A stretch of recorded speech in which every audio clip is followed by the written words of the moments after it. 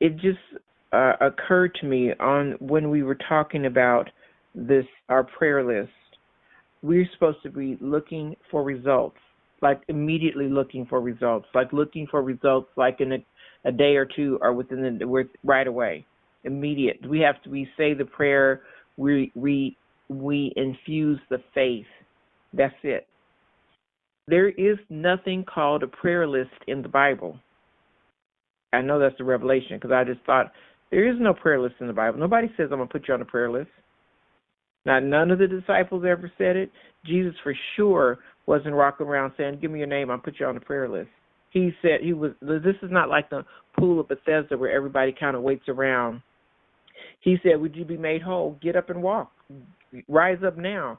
That's what we're switching. We're going to they will be on here, and then they will be off the prayer list. They'll be on and off, because we are praying for results, but we're not needing to, God, it's not for God to hear. He heard perfectly the very first time we prayed it.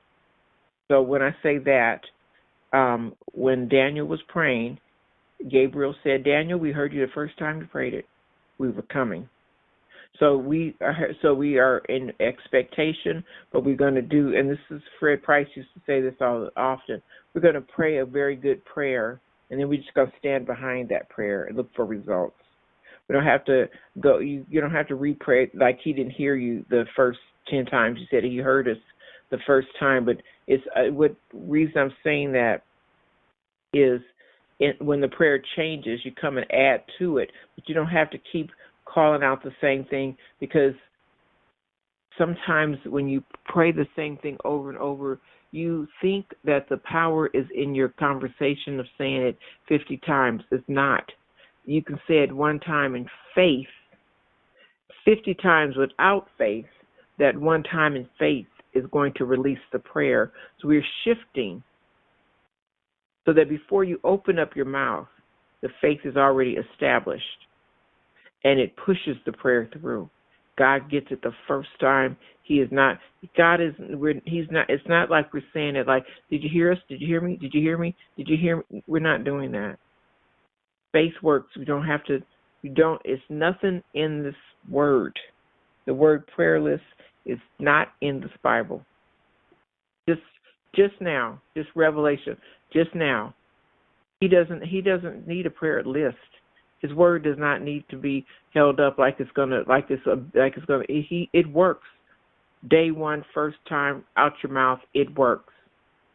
That's a shift in your spirit, because God's like, nah, he's not short on any answering prayer at all. So this means we have to adjust our faith and understand who we're talking to when we're talking to him. We have to understand, this was meant today, the way they prayed today, it was all consistent. Jackie was calling out the names of God. And that's when you start to creep up on that, you know who you're talking to.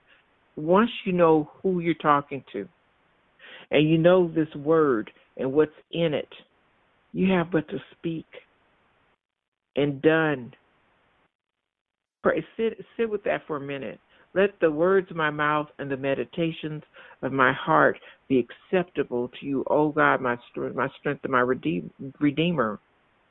So if I really know who I'm talking to, I really know who I'm talking to, and I really know the word that I'm saying, and that he heard me, you know he got it. That in the knowing that's where your faith is. So the more preparation is for the person being healed, not that we have to ask God to heal. See, we were going like this, pulling down, asking God to come down and heal them. Pulling down, asking God to come down and heal, deliver, whatever that is. Pulling it down like he don't hear it. No, you come up. It's there. The healing's right already there. The healing, the deliverance, the blessing, it's already in the earth realm. It's already here. Come up to it. That's why we do so much clearing out and talking about it before we actually get to it, because prayers don't take. They're instantly released. The work that's behind it, that might take, like Daniel took 21 days. But it was in the warfare, the taking over, the pulling back, the tearing down, the doneness is done the first time you say it. You're waiting for the thing to, you're standing, and funny, because the title of the message today is After Doing All That You Can Do, Stand, STAND. That's what we're actually going to talk about today. But the revelation of what that means is not like you're praying and like you praying correctly and God needs to align up with your prayers. That's not how it happens. The word of God is perfect. It is correct. God is perfect in understanding already. He made every cell and every single body, everything that's here. So he's not broken. There's nothing broken. His prayer has to, you pray and it's done. And you have to know, I'm trying to, let me see how I can explain the doneness. Once you know who you're speaking to, then you know he heard you. And once he heard you, it's two things going to happen. Either the prayer will be answered, but the main thing, the will of God, is what you're praying, God's will. The prayer will be answered. Three things. He'll tell you what his will be done, period. And his will align, your prayer lines up with his will, then it will appear that the prayer was answered, but it was his will. His will be done. And then the third thing is that maybe his will was to do one thing, but then because of who you are, because of the situation, because of a special request, you're going to say, Lord, I know you might have been going to do this, but I'm asking you to turn the wind around, turn time around, add some more years. I'm asking for a special request. And so that is something else that can happen. Hold on one second. I got to put this person on mute. That is something else that can happen. So God does not just have to do it one way, but you have to know when you're asking him what you're asking him. And this is what relationship is all about. This is where you ask and who you are in. Okay. Just like you have to know who God is, God knows who you are. Let me explain. Shall I tell my friend Abraham what I'm getting ready to do?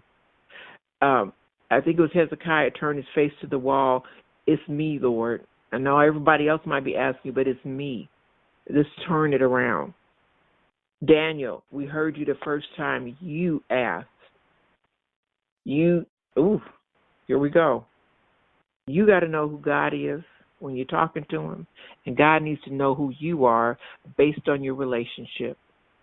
That's how you get it. That's how you get it answered, and it don't take a whole lot. Most of the time, you don't actually even have to pray it. It just gets done. I find most of the time you might have a thought, and then it's not a thought anymore because you already know it got answered. That's how prayers really happen. You might have, I need to do such and such. Lord, I want to get this done for you.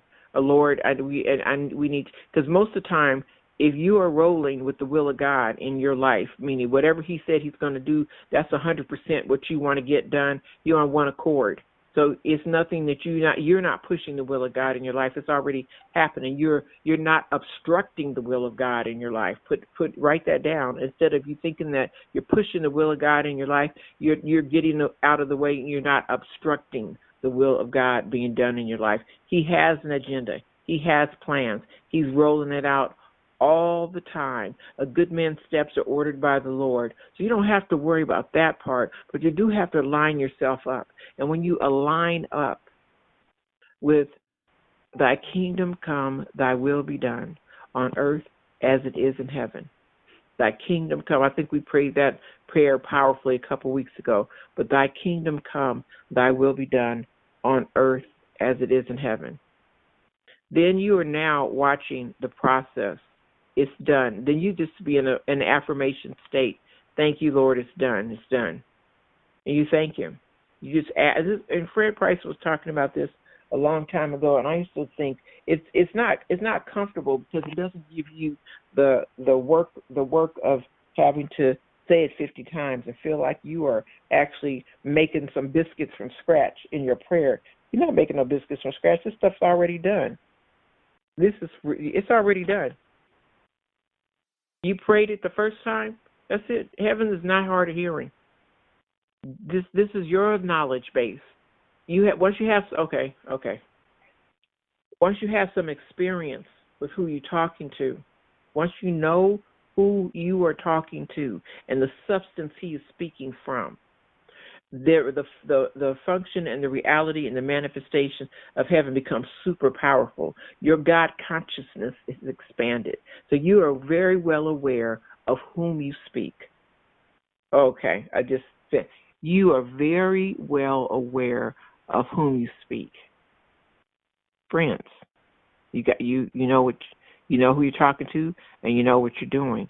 It takes when you do that. You're aware of whom you speak. You know them personally, intimately. You don't have to say it all over and over.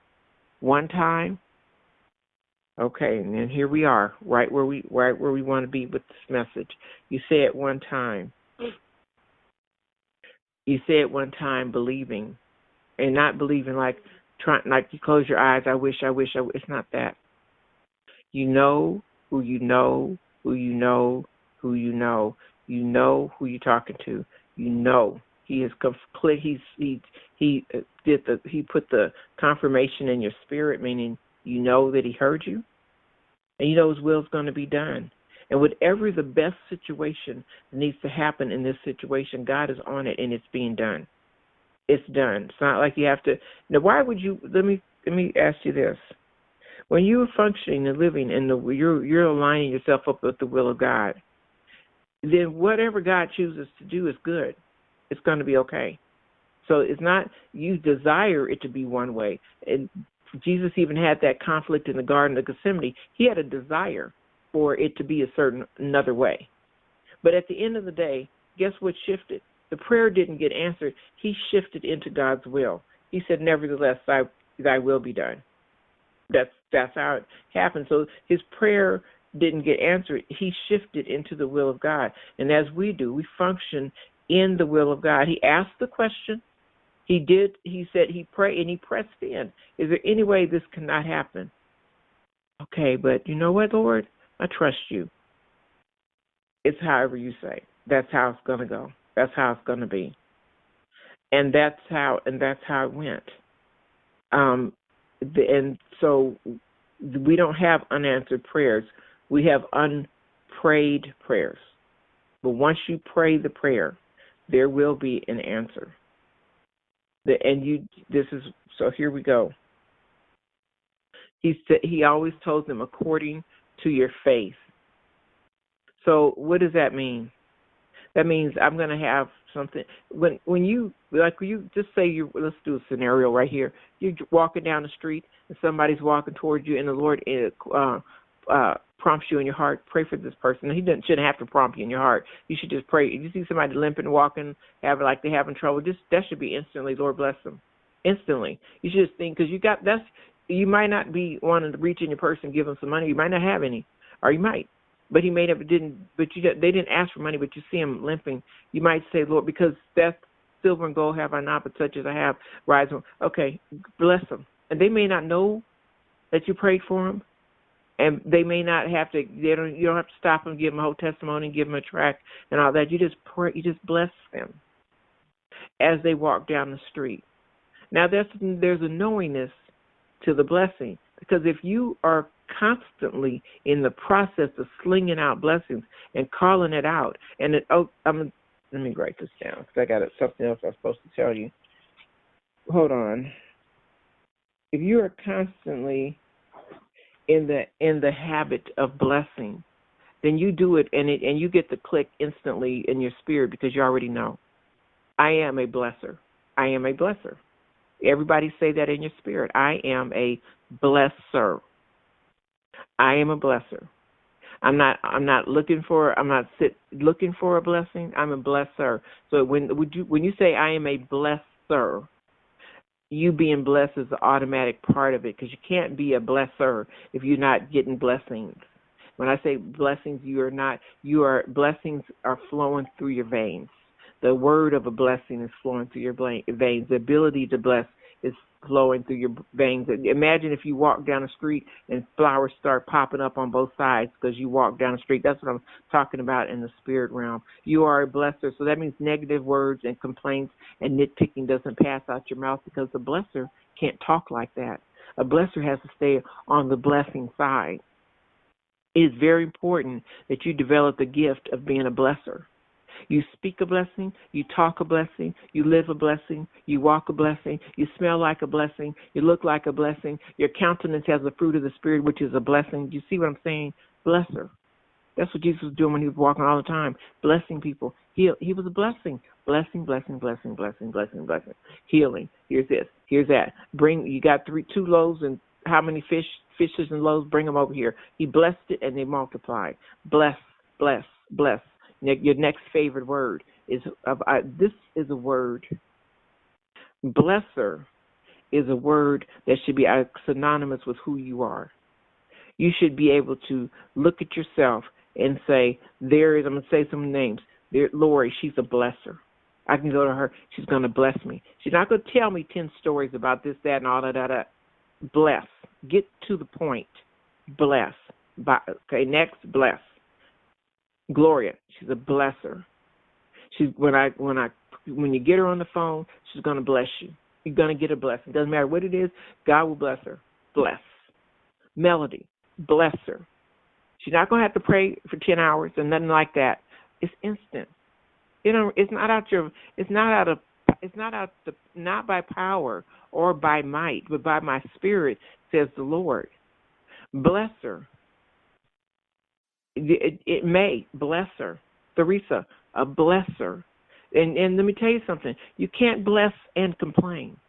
You got to decide what kind of vessel are you going to be.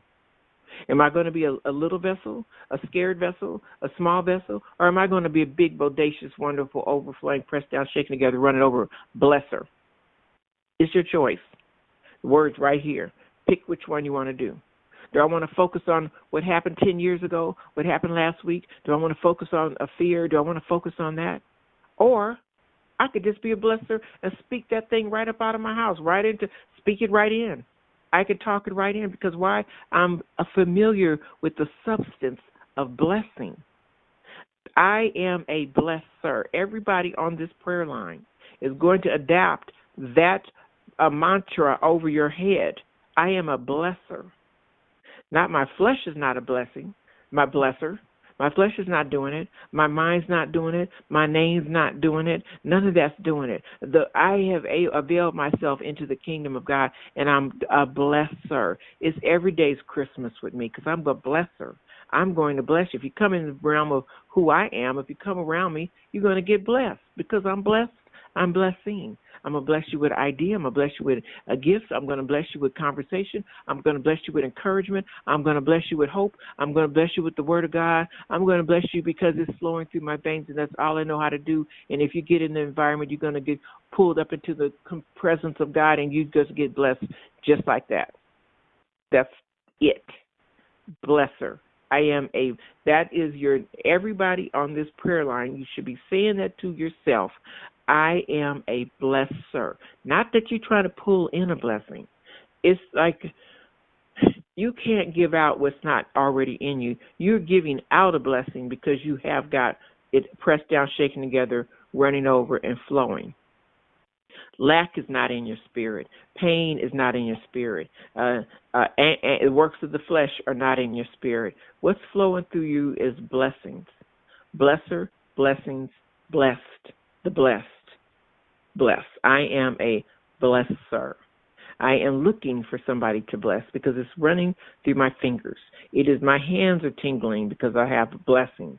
I am blessing people all the time. I know we had this conversation before, but if you function like that, then everything you're drawn straight out of the city. You are pulling it, because that's all heaven is a place of blessings. It's a place of answered prayer. It is a place of pressed down, shaken together, running over. It's packed all in every single room. Here, take some of this, take some of that, because it's just coming in. I am a blessed. That's how you function. I am a blesser. Get that in your veins. I am a blesser. I'm not a stopper. I'm not a hinderer. I'm not a gossiper. I'm not none of that. I'm a blesser. straight from the throne room. I am a blesser. And you can bless people a zillion different ways, but you are a blesser. See, when you start saying that, the limitations start lifting off of you. The I can't goes away, because why? You can't function I can't when you are a blesser. A blesser blesses. A blesser flows in a blessing all the time. You got blessings in your pocket. You can just pull one out. There's a TV commercial which I absolutely love by Spectrum, and this lady says she got her phone. And she's everybody's in a laboratory, and this is what I'm trying to tell you, so you can get your mind on it right. And she's going, "Oh, this is the smartest thing I've ever done." And then one of the guys says, "You split an atom with 2 straws and something else, and a piece of paper or something." And she goes, "Oh, that was just lucky." And then the other woman says, "You solved this. You solved hiccups." And she goes, "Oh, just a little bit of math," or something like that. And she says, "But this new phone I got from Spectrum, this is wonderful." And then she pulls a little piece of paper out of her pocket. She goes, "Oh yeah, I figured out time travel. It's going to get crazy later." She goes, she just pulls out her paper. "I figured out time travel." And then she just walks and she sits on the table. "It's going to get real crazy later." That's how you should be with your blessing. You should be flowing in blessings like you don't care if nothing can get you. You just got it like that. I am a blesser. You have now today got a new identity, and walk in it. Don't act like I got to lay bricks. I got to do this. You don't have to do all that. Bless. You function in a blessing. If you are a blesser, like an ever-ready battery, if you are a blesser, then you need to hear the 10-minute monologue of what the problem is. What's the problem? Done. Because it's thy kingdom come, thy will be done on earth as it is in heaven. It doesn't say on earth as it is in heaven after you waddle around and cry and pray and roll around on the floor and go do this and go put some water on you, go put some oil on you after you jump around. It doesn't say that. Thy kingdom come, thy will be done on earth as it is in heaven. Speak the blessing. That's all you have to do. Speak the blessing. Pronounce the blessing. Give the blessing. And at the end of the day, God's will be done. But either way, when it's done, it'll be done with the blessing. You see how that? Blessings envelop. They cushion the fall. They protect you. They are blessings. You should be a professional blesser. That's your job. If you are, if I am a shoe salesman, that means I must have some shoes somewhere if I'm selling them. I got shoes packed up and stored somewhere. Not that I'm praying to get some shoes. If I am selling and giving away shoes, then I must have a storehouse of shoes. If I am giving away water, guess what God's going to do? I'm going to have a storehouse of water because I'm giving away water. If I'm giving away beans and rice, I must have a big old pot of beans and rice somewhere if I'm able to give it away. And if you are giving away blessings, you must have blessings coming in all the time, pressed down, shaking together, running over, crazy, doing somersaults in middle school. You just got blessings. Why is she so blessed? Because she's a blesser. She or he is a blesser. That's how you get a prayer answered. You don't need to be sitting toiling. God is the light. Is the light. Is the light. It shines on everything. You don't have to toil because I don't know what happened when they were praying, and I was getting ready to start talking about it. But the Lord was like, "Look, you should be looking for results. You don't need to be sitting. Don't get at a prayer list and act like it's a difficult thing." Yes, you have to pray through levels, and sometimes he tells you, but when you're praying through levels, you're popping it out. You're not sitting there toiling. You don't have to toil. You pray, you get discernment, you get understanding, but before you do all of that, because there's a quick way, the first thing is just do the blessing. Before you start anything, I claim healing. I'm putting, and then just don't just pray for the healing. Lord, let us pick a name, William. Lord, bless William's entire life. Bless him from the top of his head to the sole of his feet. Bless him as he goes in, as he comes out. Bless him as he is rising up. Bless him with everything that comes out of his mouth. Renew his mind. See how you speak this one multivitamin blessing? Now, if there's anything left after you finish praying that prayer over that man, Yes, he needs to have. If he needs forgiveness, pull every weight that and hindrance off of him that would so easily beset him. Pull it off of him, and just bless him. You just pushed in a blessing. And then now, William, what you say to William, sir? William, I just prayed for you. Now I want you to release everything that's not every part of unforgiveness. In order for that blessing to take place, release every unforgiveness. Anything you know you're doing, you need to stop. You need to stop it. You got to talk straight to the candidate. You can't be acting like I'm just going to be a bad, crazy person and I'm going to keep getting blessed. No, you got to reap what you sow. So now that I have interrupted the process of whatever's plaguing you, then I prayed a prayer over you. You, sir, need to straighten your stuff up and give them a hard prayer. Don't be look. But you in here spending time praying for somebody and they want to still act a fool, let the fool go. Let the fools be fools. But if somebody really wants to get prayed for, you pray a blessing onto that person. You have just imparted something onto them, and you have parted. I just saved your little scrangly butt out of some water.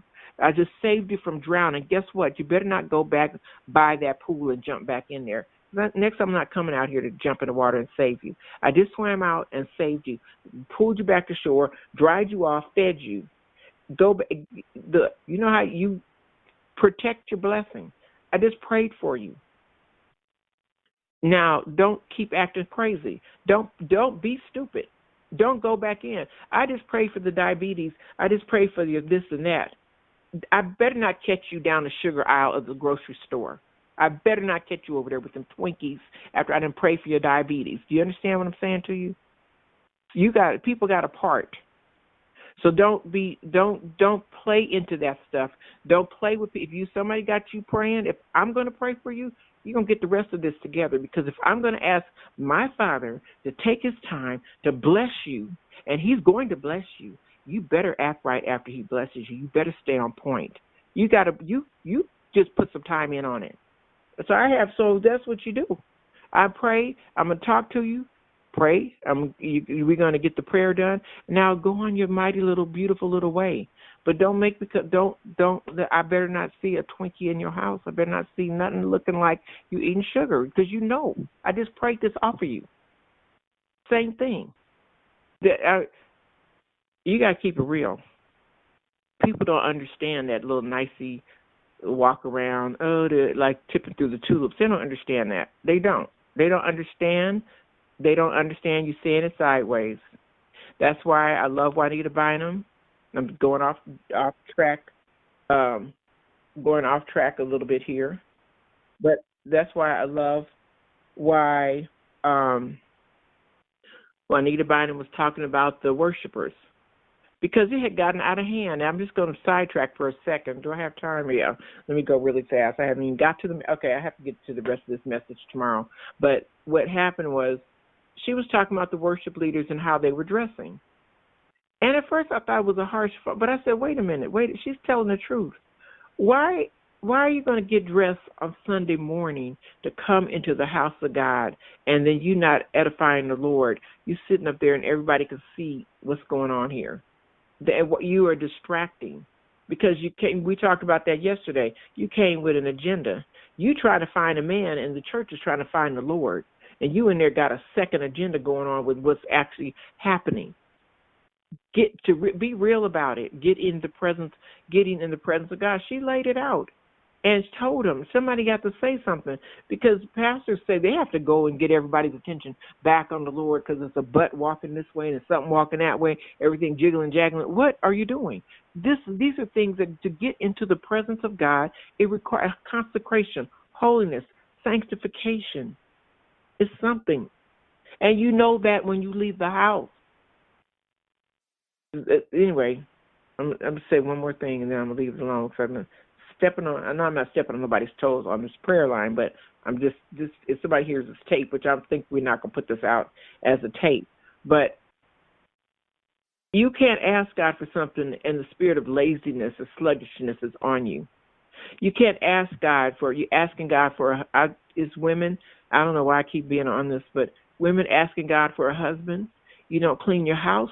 You're not cooking. You're looking all kind of sloppy and crazy, and your mouth talking bad, got a bad attitude, but you want God to bless you with a husband. No, Smith, you get yourself together first. You work on you first. You work on you first. Work on it. Hit it. Work on it. God's not going to curse no man with that behavior. So don't act like, Lord, bless me, but then you just want to do it any kind of way you want to. No. Same thing with men. You ain't gonna be no stingy somebody and acting crazy and think God's gonna bless you with a beautiful, humble, wonderful wife, beautiful, brilliant, wonderful wife. No, because you ain't beautiful, brilliant, wonderful yourself. So you got to be.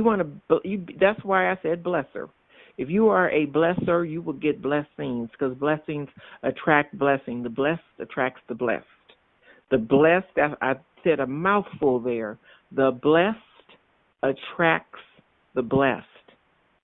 You be the fruit of the Spirit, you will draw people like bees to honey. You function in the fruit of the Spirit, bubbly, wonderful personality, loving, and don't be able to cook. Used to be a man in my church a long time ago. This man, his wife was like a whole foot taller than him. She wasn't drop dead gorgeous or nothing like that, but this woman could cook. She could take wood and make it taste good. She could cook. He would stand up in church. I thank God for my wife. She made me some biscuits yesterday. Oh no, monkey bread, dripped it in butter. She made me some yams, and she made me some collard greens, and them short ribs was delicious. I thank God. That's how he would testify for real. We would listen and wait for him. And she would just sit there, and that man was in love with his wife, because she loved him through the substance of food. You can love somebody with your words. You can love them with conversation. You can love them with compliments, with encouragement. But your voice, women, you got some power in your voice. You got some power with them words. You could be a blessing. You can have your husband thinking he could climb a building and leap over buildings with 1 foot. You so strong. You don't know your words. Blessing. Your kids could be making A's because you got it in their mind that they're going to make some A's, that they're the smartest kids in the classroom, that they're going to study extra hard because you're speaking a blessing. In the morning, when you guys do prayer on this prayer line, part of your job is to bless everybody on the prayer line, to speak a powerful blessing of the day into their day, to impart a blessing, because everybody on this prayer line is now a blesser. A blesser in your rising up, a blesser when you lay down, a blesser when you go to the left, a blesser when you go to the right, a blesser when you're coming in, a blesser when you're going out. You are a blesser. And as you are a blesser, you are sharing a blessing, and we are just passing out blessings. Everybody is blessing everybody. In the midst of that, people get healed. In the midst of that, people get taken care of, and prayer gets answered. Why? Because heaven's not broken. You may not be receiving it right, but heaven's not broken. God is not broken. He's not short on nothing. He knows, if he don't know nothing else, he knows how to get a blessing from here to there. He knows how to bless you in the middle of nothing, and the blessing will still find you.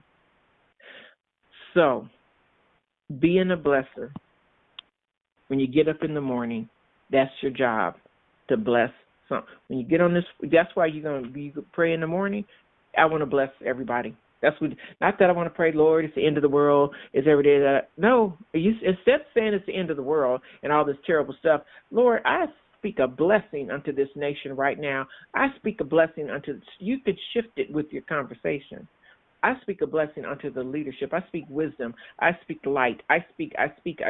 What is you need to have blessings written down on how you're going to bless somebody. You need to have a blessing for the politicians, blessings for leadership, a blessing for parents, a blessing for household, a blessing for kids, a blessing for school, a blessing for the hospitals, a blessing. You start speaking that thing. You start speaking seed.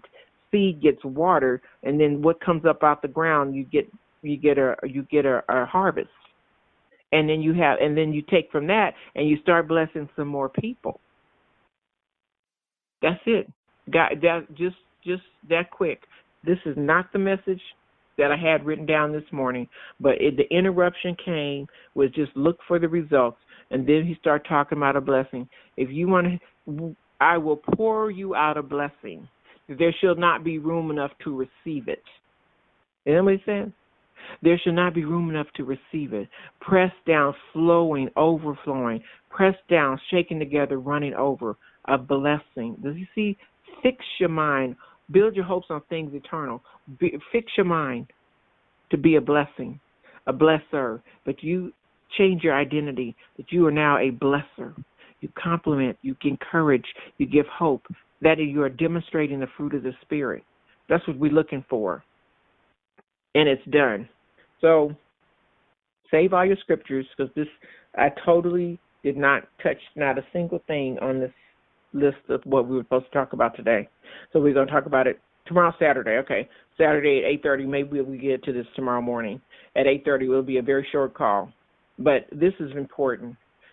Right. I need you to write this on a piece of paper, on little cards. It should be on the refrigerator, on your bathroom, on your altar, in your wallet, in your car. I am a blesser. I am a powerful blesser. I am a strategic blesser. I am a blesser, BLESSER. Put I am a blesser. Everything coming out your mouth, blessings. You can't get cursed if you are in the middle of blessing. The enemy can't get you if you are in the middle of blessing. If you are a powerful blesser, an earthquake blesser. When I say earthquake blesser, when you get ready to bless, people say, ooh, I just felt it. You need to be powerful in your ability to surge a blessing. Now, this is some powerful stuff. I wish somebody had told me. You be a surge. You know how you surge, you stick something in the wall and it lights up the whole room? Like that. I am a blesser. Not I'm a prophet, not I'm an evangelist, not I'm a teacher. Now, you might be all that too. But first thing. If you got breath in your body, what are you? I am a blesser. I know how to bless. And that's what you're doing.